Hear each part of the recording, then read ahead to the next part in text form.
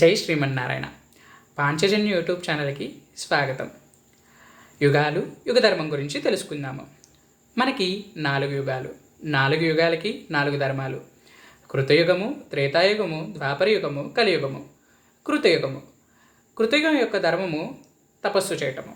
తపస్సు చేయటం అంటే చాలా కఠోరమైన నియమాలతో ఆనాటి కాలంలో ఋషులు ఒంటి కాళ్ళ మీద నుంచొని తపస్సు చేసేవారు, నీళ్ళల్లో తేలాడుతూ తపస్సు చేసేవారు. తపస్సు చేయటం అంటే భగవంతుణ్ణి పూర్తిగా మనసులో ఐక్యం చేసుకొని శారీరక సుఖాలను ధరించి భగవంతుణ్ణి మనసులో స్మరించడం. ఈనాటి కాలంలో ఈ ప్రక్రియ సాధ్యం కాదు. త్రేతాయుగం యొక్క ధర్మము యజ్ఞం అని చెప్పేసి ధర్మం చెప్తుంది మనకి. యజ్ఞం అంటే స్వచ్ఛమైన సమిధలు తెచ్చి స్వచ్ఛమైన ఆవు నేతితో స్వాహాకారాల మధ్య భగవంతునికి సమర్పించటము. ఈ ప్రక్రియలోపం కానీ, మంత్రలోపం కానీ, భక్తిలోపం కానీ, శ్రద్ధలోపం కానీ ఉండకూడదు. కానీ యజ్ఞం చేయటం వల్ల విశేషమైన ఫలితాన్ని అందజేస్తుంది. ద్వాపరయుగం యొక్క ధర్మము అర్చన చేయడం. అర్చన అంటే మనందరికీ తెలిసిన ప్రక్రియే. భగవంతుని యొక్క పాదములకు పుష్పములు సమర్పించటము.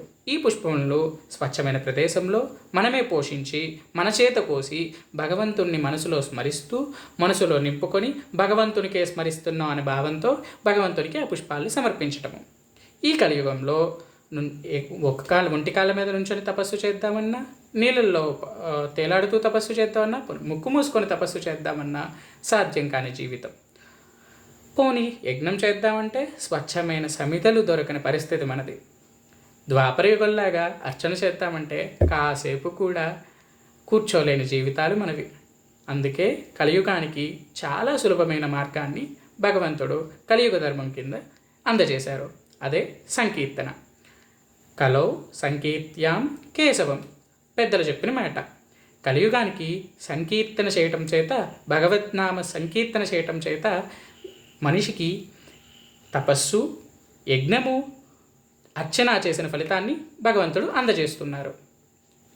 అందుచేత మనమందరం కూడా మన నిత్య జీవితంలో హాయిగా నుంచున్న, కూర్చున్న, పడుకున్న భగవంతుని యొక్క సంకీర్తనని అలవర్చుకుందాము. అలాగే అన్నమాచార్యులు, త్యాగరాజుల వారు, రామదాసు, ముత్తుస్వామి దీక్షితుల వారు, ఆల్వారులు ఈ సంకీర్తన మార్గం చేత భగవంతుణ్ణి పొందారు.